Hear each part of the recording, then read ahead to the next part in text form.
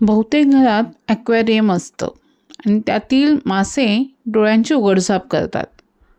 माझ्याकडे ॲक्वेरियम आहे मेंटल रिलॅक्सेशनसाठी.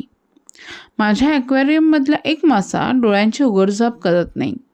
तुमच्या घरात ॲक्वेरियम असेल ना, तर तुमच्यासोबत असं कधी झालं आहे का की एकच मासा सतत तुमच्याकडे पाहतोय असं तुम्हाला वाटतं आणि तो डोळ्यांची उघडझापही कधीच करत नाही.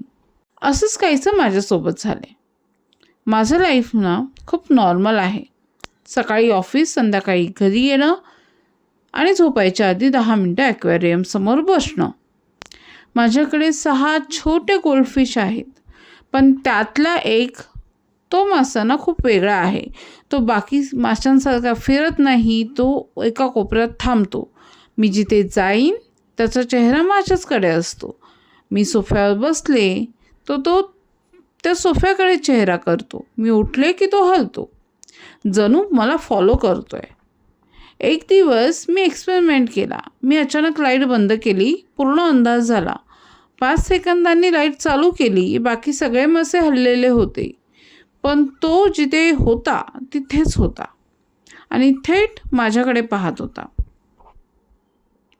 मला अचानक वाटलं की आपण ना ॲक्वेरियम साफ करायला हवं.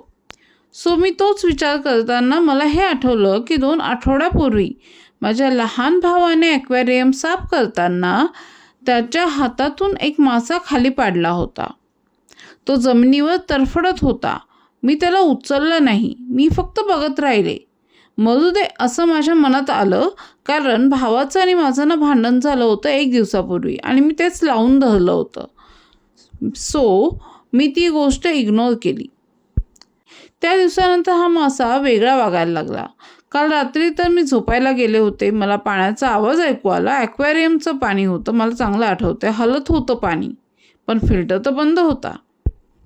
मी हळूच उठले, लाईट चालू केली. सगळे मासे खाली होते, पण तो वरच्या ग्लासला चिटकलेला होता आणि थेट माझ्या डोळ्यात बघत होता. मला क्षणभर असं वाटलं की तो माझ्याकडे बघून हसतो आहे, स्माइली फेस करून. मी दुसऱ्या दिवशी ॲक्वेरियम पूर्ण रिकामं केलं, पाणी काढलं, मासे वेगळ्या भांड्यात ठेवले, काउंटिंग केली. 1 2 3 4 5 आणि मी थांबले. माझ्याकडे तर 6 मासे होते मग, आणि मी त्यांचा फोटोही काढला होता बरं का.